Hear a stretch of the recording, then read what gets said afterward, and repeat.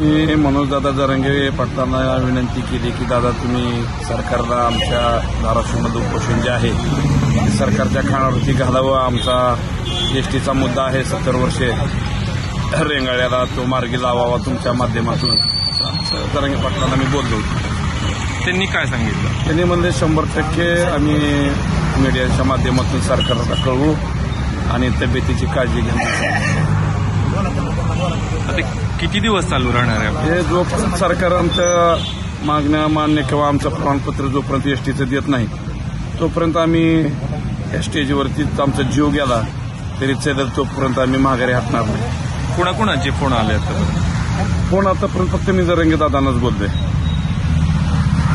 उपोषणाचा 3रा दिवस आहे. किती संघटनांनी आणि किती जणांनी सपोर्ट केला आपल्या आंदोलनाला? संघटना भरपूर येत आहेत. राजकीय पुढारी